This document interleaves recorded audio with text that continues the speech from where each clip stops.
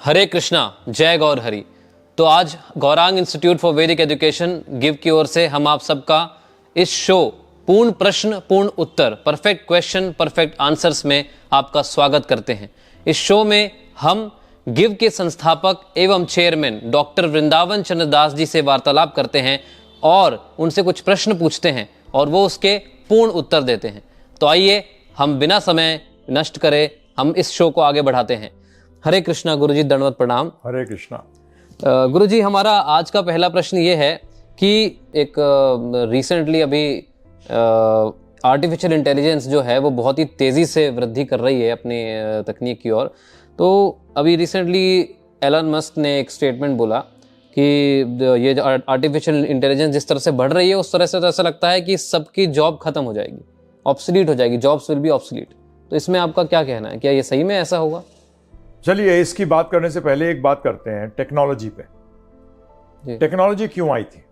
Technology आई थी कि आपको लाइफ को सिंपल बनाए और दूसरा आपको टाइम मिले। बिल्कुल, टाइम बचे आपको। आज अगर देखिए, आप लोगों से बात करिए जो टेक्नोलॉजी का इस्तेमाल कर रहे हैं, उनका जीवन सरल हो गया है। Is there life more simpler than before और it become more complex, not easy, जटिल हो गई है और जीवन। दूसरा चीज, टाइम है किसी के पास जिससे बात करो, टाइम ही नहीं है, तो टेक्नोलॉजी फेल हो गई। Now AI, artificial intelligence, is also part of technology. ये आर्टिफिशियल इंटेलिजेंस तो इतना बुरी तरह मारेगी जो एलन मस्क ने कहा, बिल्कुल मस्क ने सही कहा। क्योंकि सारी टेक्नोलॉजी ने किया क्या है, ये आर्टिफिशियल इंटेलिजेंस करेगी क्या? आर्टिफिशियल इंटेलिजेंस क्या करेगी? ये आपका, ये 10 लोगों का काम, 1000 लोगों का काम एक मशीन कर देगी। आज रोबोट्स कर रहे हैं ना, तो जॉब कहाँ जाएंगी बताइए आप? आज आप देख ही रहे, आज हमारा जैसे हमारी मंदिर का कंस्ट्रक्शन चल रहा है, हम उसमें देख ही रहे हैं। जैसे जेसीबी आ गई, पहले लोग फावड़े से खोदते थे, उनको कितनों को पैसे मिलते थे, आज जेसीबी आ गई। टाइम तो बच गया, परंतु बेचारा लेबर मर गया। बचत किसको हुई? कौन सी बचत, कैसी बचत?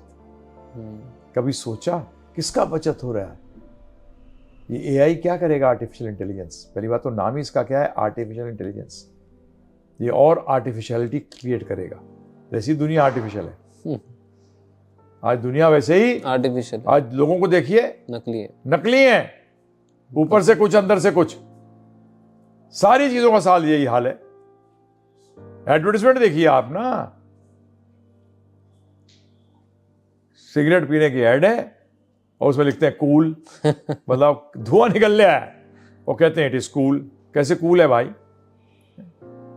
सारे एडवर्टाइजमेंट एक आर्टिफिशियल। और तो उसके देखिए आप इंटेलिजेंस, यही भगवान ने गीता में भी कहा है, भगवद गीता के अंदर भगवान श्री कृष्ण ने स्पष्ट कहा है कि लोग ऐसे भयानक कार्य करेंगे जो कि समाज के लिए मतलब बर्बाद कर देंगे, समाज को, मानव समाज को बर्बाद कर देंगे। आज देखिए आप, लड़ाइयाँ देखिए कैसे हो रही हैं, कितने लोगों को मार देते हैं एक साथ, हैं जी, अजीब हो गया है।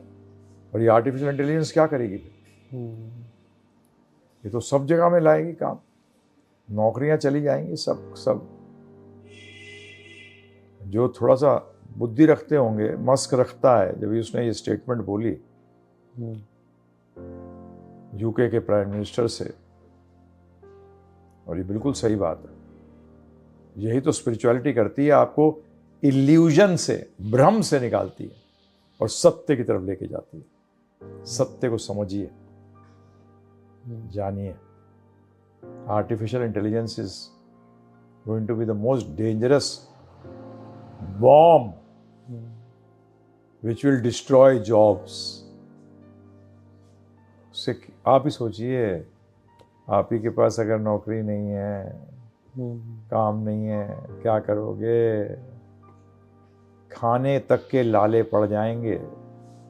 हम सोच रहे हैं हेल्प करेगा। Yes, it will help you to lose your job. Help is going to be there. Negative help भी होती है, पॉजिटिव भी होती है। नेगेटिव हेल्प होगी, तो भगवद गीता में जो भगवान ने कहा था कि जो ऐसे असुर लोग हैं, असुर कौन है? पापी है, जो ऐसा कार्य करते हैं, ऐसा कार्य कराते हैं जिससे पूरा मानव समाज खत्म हो जाए। तो ये है आर्टिफिशियल इंटेलिजेंस। जो उसने कहा बिल्कुल सही कहा। उन्होंने जो कहा है मस्क ने, बिल्कुल कभी कभी गलत लोगों से भी अच्छी अच्छी बातें निकल जाती हैं।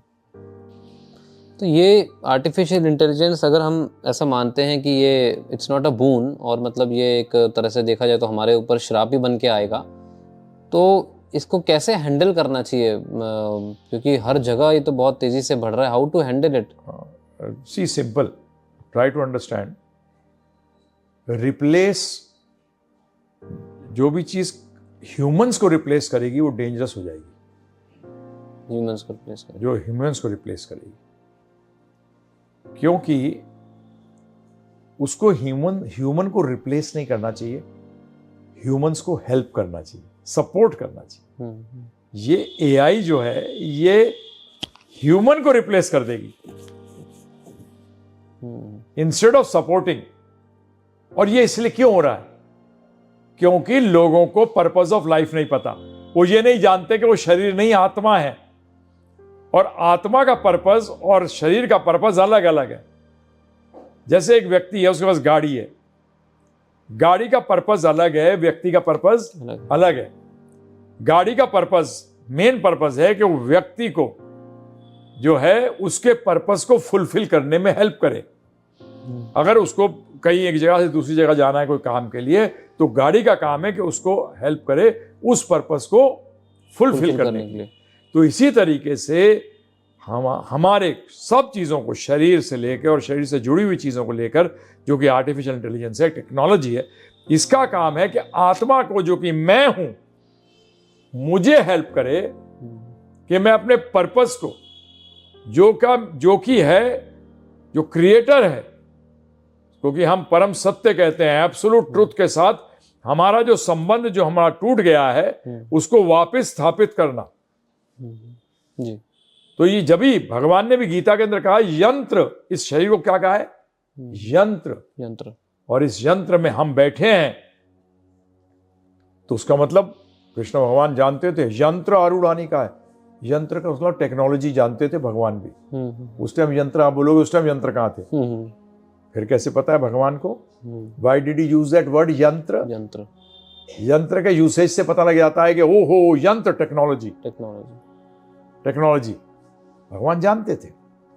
तो यंत्र, कोई भी प्रकार का यंत्र हो, चाहे वो एआई के रूप में आए, रोबोट्स के रूप में आए, टेक्नोलॉजी के रूप में आए, उसको हमें अर्थात आत्मा को हेल्प करना चाहिए टू अटेन इट्स पर्पस। जो मैंने बताया आपको, जो आध्यात्म बताता है, तो आध्यात्मिक जीवन को सपोर्ट करना चाहिए मटेरियल को। ये अगर करेंगे तो उसमें क्या करेंगे? आपने जैसे मुझसे पूछा हेल्प कैसे कर सकते हैं, मेरा टाइम रिड्यूस हो जाए शरीर निर्वाह के लिए, और मैं बाकी टाइम भक्ति के लिए दे सकूं, मैं आध्यात्मिक उन्नति के लिए दे सकूं, हम अपने आत्मा की प्रोग्रेस के लिए दे सकूं। राइट। तब तो ये एआई काम कर गई। परंतु उसने जैसे ही ह्यूमन को रिप्लेस किया, बस खत्म।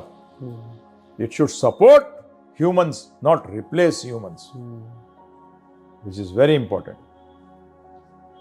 ये अगर इन सबके साइंटिस्टों के समझ में आ जाए तो उससे बड़ी तो कोई बात ही नहीं है।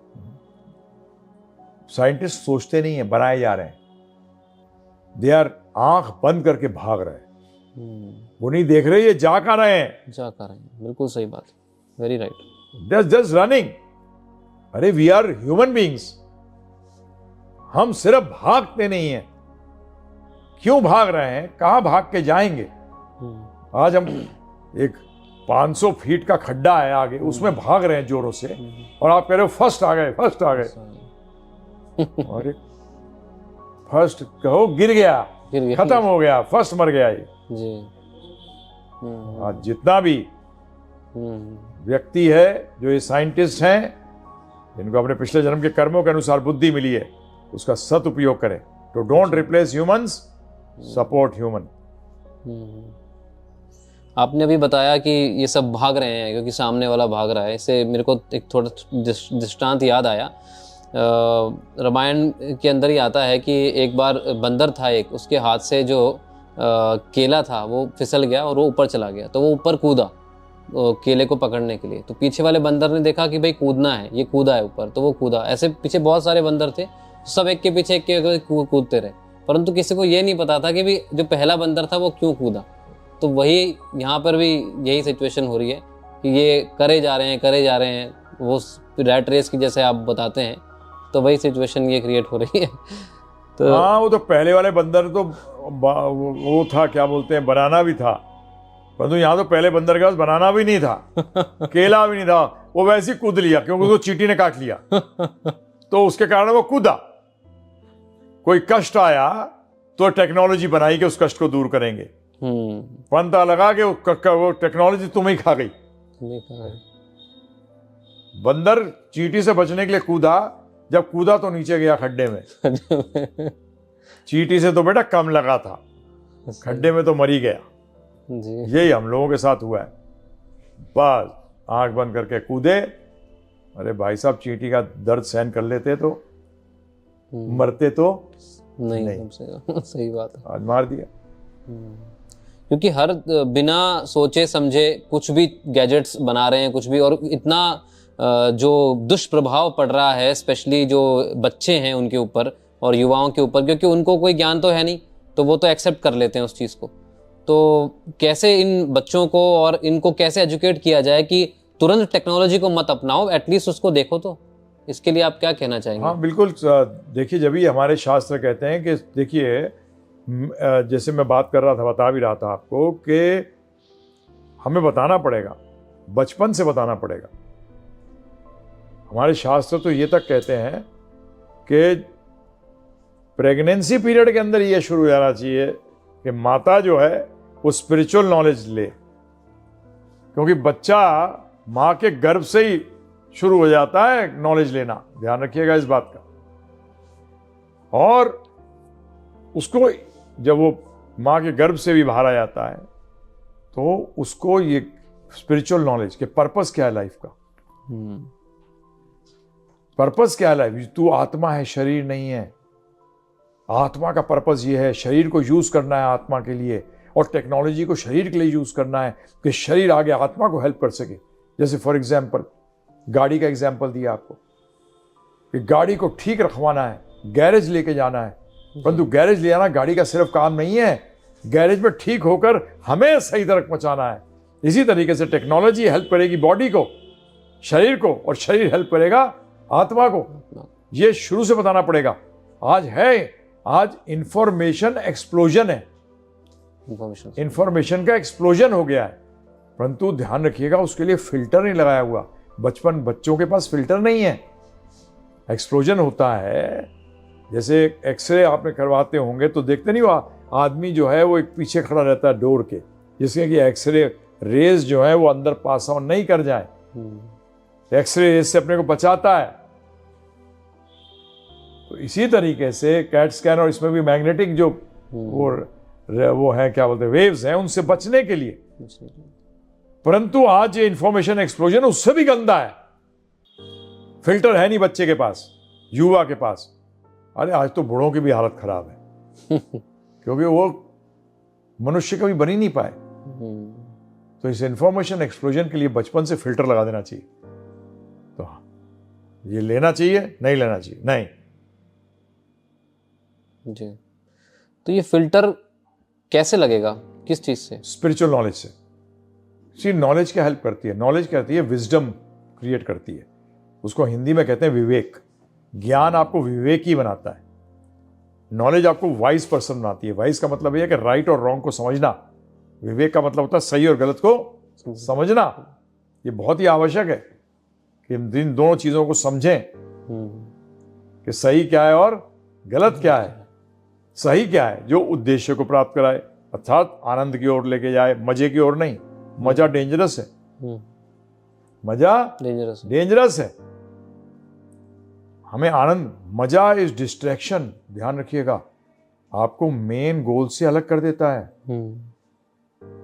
मजा आनंद में, आनंद तक नहीं पहुंचने देता। बहुत बड़ा चीटर है आनंद, मजा। इसको मैं कह सकता हूं, आज ऐसे आपने आर्टिफिशियल इंटेलिजेंस किया, आर्टिफिशियल आनंद को मजा कहते हैं। अच्छा, आर्टिफिशियल आनंद, आर्टिफिशियल आनंद को मजा कहते हैं। तो ये समझना पड़ेगा आपको, इसमें ना फंस जाएं आप। वो आनंद को मत भूल जाना कि हमें आनंद चाहिए। आनंद का मतलब होता है वो मनोस्थिति जिसके अंदर की हमें सुख का अनुभव हो, जो कि कभी खत्म ना हो, बढ़ता रहे, उसको आनंद कहते हैं। That you have to test yourself. मुझसे एक बार प्रश्न किया था एक ने, what is happiness, when it can't be described. रसगुल्ले का टेस्ट क्या है बताया नहीं जा सकता, खुद अनुभव करना पड़ेगा। इस पथ पे चलिए, यही भगवान ने कहा है, सुसुखम कर्तुम अव्ययम। जो इस पथ पर चलता है उसको भी सुख मिलता है और सुख प्राप्त भी होता है जी। अरे जब प्रॉफिट होगा तभी तो अल्टीमेटली प्रॉफिट आएगा। एंड ऑफ द ईयर तो प्रॉफिट कैसे आएगा? बिल्कुल सही बात है। तो इसीलिए ये है, बच्चों को आध्यात्मिक विज्ञान देना अति आवश्यक है। तो सबसे आसानी से आध्यात्मिक ज्ञान कैसे लिया जाए? क्योंकि इतना सब कुछ आज, जैसे आपने बताया, इंफॉर्मेशन एक्सप्लोजन है, तो टेक्नोलॉजी का तो है ही, पर स्पिरिचुअलिटी का भी इंफॉर्मेशन एक्सप्लोजन ही हो रहा है। मतलब क्लियरिटी नहीं है, किससे सही मिलेगा? आपने बिल्कुल सही पूछा, बहुत अच्छी बात पूछी। ये स्पिरिचुअलिटी का नहीं है, ये आर्टिफिशियल स्पिरिचुअलिटी है। अच्छा, ये भी आया, आर्टिफिशियल है ये। 99% जो कर रहे हैं ये बकवास कर रहे हैं। ये आर्टिफिशियल स्पिरिचुअलिटी है। स्पिरिचुअलिटी का एक चीज ध्यान रखिएगा, स्पिरिचुअलिटी, असली स्पिरिचुअलिटी होती है, जो रियल स्पिरिचुअलिटी है, जो आर्टिफिशियल स्पिरिचुअलिटी नहीं है, वो आत्मा के प्रोग्रेस की बात करती है। Mind control for what? आत्मा की प्रोग्रेस के लिए। ये ध्यान रखिएगा, ये लोग ध्यान नहीं रखते। तो spirituality starts with spirit. Spirit का मतलब है आत्मा, मन, माइंड, ये सब तो मटेरियल है, ये सब मटेरियल है। तो हमें स्पिरिचुअलिटी की नॉलेज लेनी पड़ेगी, और उसके लिए स्पिरिचुअलिटी और रिलीजन में फर्क है, ध्यान रखिएगा। डिफरेंस है दोनों में बहुत बड़ा। रिलीजन का मतलब होता है फेथ, श्रद्धा, और स्पिरिचुअलिटी का मतलब होता है तथ्य, फैक्ट। तो मैं ज्यादातर कहता हूं, you should be religiously spiritual. मतलब faithfully towards the fact, you should be have faith towards the fact. आपकी श्रद्धा तथ्य में होनी चाहिए, आर्टिफिशियलिटी में नहीं, आर्टिफिशियल में नहीं होना चाहिए। तो जो आज कह रहे हैं, आप बता रहे हैं, जैसे आर्टिफिशियल स्पिरिचुअलिटी का एक्सप्लोजन हो गया है। आप जहां देखते हैं उनको स्पिरिचुअल समझते हैं। सॉरी, भगवत गीता में भी मटेरियल भी है, आर्टिफिशियल स्पिरिचुअलिटी भी बताई गई है, इसको मटेरियल कहता हूं मैं। वो मटेरियल के बारे में बताया गया कि गाड़ी का ध्यान कैसे रखना है कि आपके लिए इस्तेमाल किया जा सकते हैं, परंतु लोग उसी को स्पिरिचुअलिटी समझ लेते हैं। नहीं, इस बात को समझिएगा। वॉशिंग मशीन के बारे में बताया गया ये बटन वटन लगाने से चलती है, परंतु उसका मतलब नहीं कि वही सब कुछ हो गया।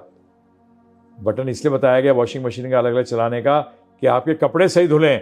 अगर बटन चलाना सीख जाओ और कपड़े ना धो तो वॉशिंग मशीन का फायदा है? कोई फायदा नहीं है। कोई फायदा नहीं है। इसी तरीके से माइंड कंट्रोल करो, आप मोटिवेटेड हो, ये करो वो करो, ऐसे बताने सब स्पिरिचुअल गुरु कहने लग गए अपने आप को।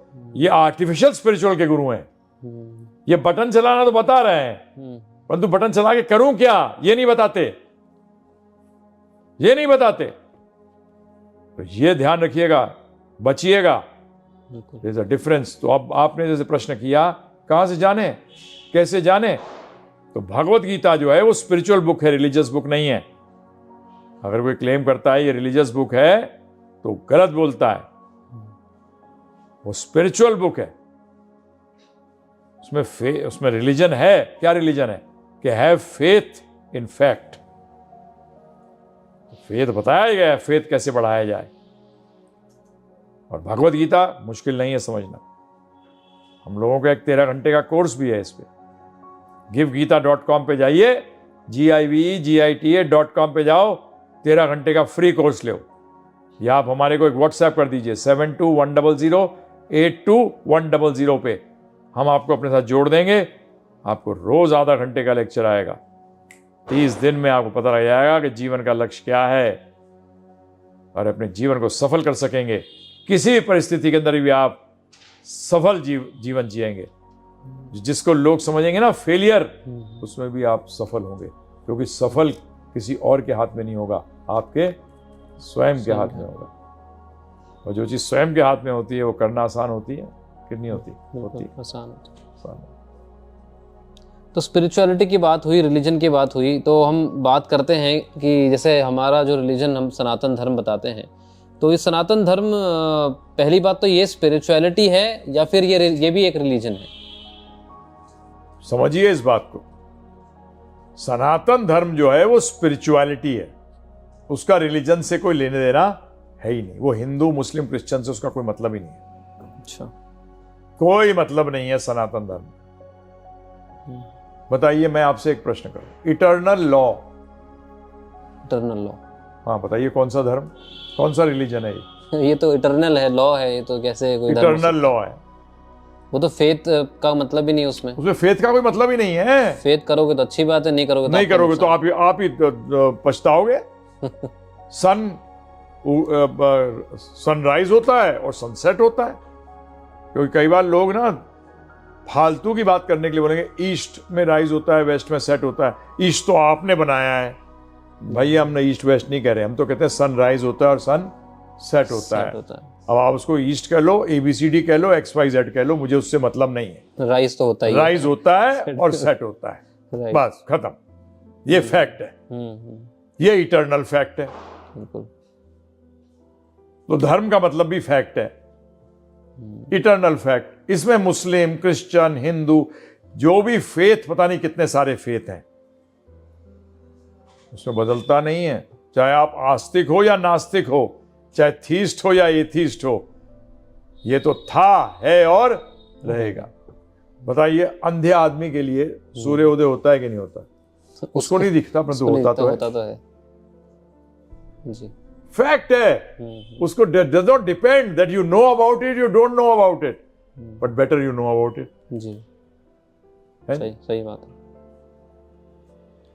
अगर अंधा व्यक्ति ये कह दे कि भाई नहीं होता तो उसको तो सारा डिस्टर्ब हो जाएगा, क्योंकि उसको अगर नौकरी करने जाना है तो दिन में जाएगा, रात को जाएगा। सही बात, सारा कंफ्यूजन हो जाएगा उसको, लाइफ में कंफ्यूजन हो जाएगा। तो Sanatan Dharma is talks about spirituality. इसका nothing to do with any faith, इसका किसी श्रद्धा से मतलब नहीं है। रिलीजन जो है तो फेथ है, सनातन धर्म का अर्थ ही यही। तो हर व्यक्ति को सनातन धर्म पर ही श्रद्धा रखनी चाहिए, क्या ये स्टेटमेंट सही है? नहीं रखता है तो दुखी होगा, रखेगा तो खुश रहेगा, आनंद में रहेगा। परंतु उसको दिमाग से निकालना पड़ेगा कि सनातन धर्म का मतलब हिंदू। ये दिमाग में रखोगे तो सनातन धर्म को समझ ही नहीं सकोगे, क्योंकि सनातन शब्द का अर्थ है इटर्नल। सनातन का मतलब है जो कि था, है और रहेगा। लोग कहते हैं सनातन को मिटा दो, मूर्ख नहीं है, मिट ही नहीं सकता। इनफाइनाइट को फाइनाइट कर दो। कैसे होएगा? कैसे होगा? सनातन का मतलब है इट्स गॉड, उसमें खत्म, पैदा और खत्म होने की दोनों स्थितियों से अलग है। ना तो वो पैदा हुआ है इसलिए खत्म भी नहीं कर सकते। और धर्म का मतलब क्या? फैक्ट है लाइफ का। क्या है फैक्ट? ये सब सेवा कर रहे हैं यहां। सेवा कैसे रोकोगे? अब यही प्रॉब्लम है कि सेवा किसकी करनी है? जी, किसकी करनी?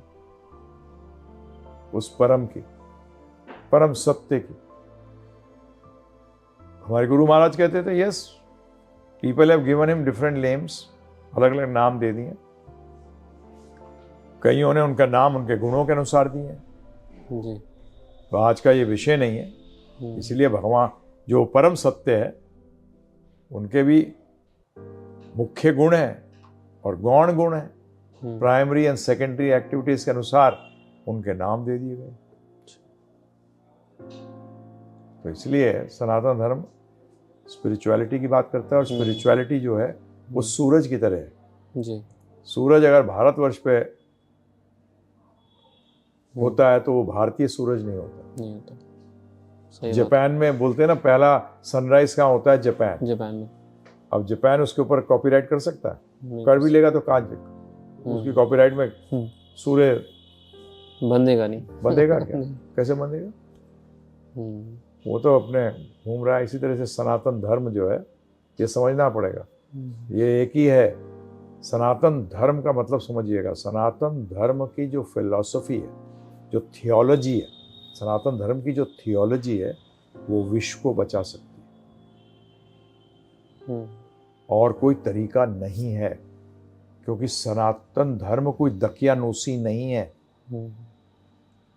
It has got nothing to do with any person of any caste, creed, country, gender. इससे कोई मतलब ही नहीं है। एक बार इस सनातन धर्म को समझने की कोशिश करिए, और उसके लिए एक बड़ी जबरदस्त जो पुस्तक है वो है भगवत गीता। बिल्कुल। उसमें हमारी श्रद्धाओं की बात नहीं करी गई। पूरी भगवत गीता में हिंदू नाम का शब्द ही नहीं है।